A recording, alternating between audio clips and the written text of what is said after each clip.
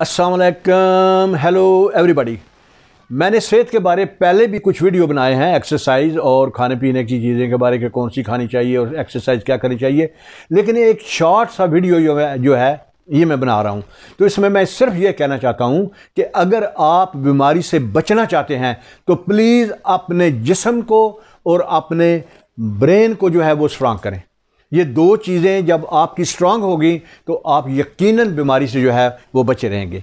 इस पे तवज्जो देनी बहुत ज़रूरी है। अगर कोई आपको बीमारी लग भी गई है, दवाई खाएं, लेकिन उसके साथ साथ अपने माइंड और अपनी जो है फिज़िकल बॉडी, जिस्म जो है, इस पर काम जो है वो ज़बरदस्त करना चाहिए आपको। उसके लिए आपको क्या करना होगा? माइंड के लिए आपको ये करना होगा, इसको करने के लिए ताकि आप जो है वो बीमारी का मुकाबला अच्छी तरीके से कर सकें। उसके लिए आप मेडिटेशन करें, ब्रीदिंग एक्सरसाइजेस करें, उसके बाद जनाब आप विजुअलाइजेशन करें, मेडिटेशन करें। इस तरह की जब चीज़ें करेंगी तो आपका ब्रेन पॉजिटिव अफर्मेशन दे, अच्छे पॉजिटिव चीज़ें जो है अपने आप को कहें, तो आपका माइंड जो है वो यकीनन जो है वो स्ट्रांग होगा।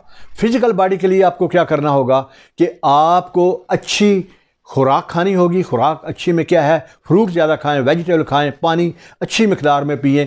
कोशिश करें कि वार्म पानी जो है वो पिएं और एक्सरसाइज जो है वो रेगुलर करें। इससे आपका जिस्म और आपका दिमाग जो है वो मजबूत होगा। नाउ आप इस पोजीशन में हैं कि आप बीमारी का मुकाबला कर सकते हैं। बीमारी आपके नज़दीक नहीं है। अगर बीमार भी होंगे तो यकीनन बहुत जल्दी आप सेहतयाब हो जाएंगे। तो ज़्यादा जोर प्लीज़ अपने जिस्म और अपने दिमाग पे दें। Hope you have like my video. तो इसको प्लीज़ शेयर भी करें, लाइक भी करें, and please do subscribe my channel as well. Thank you.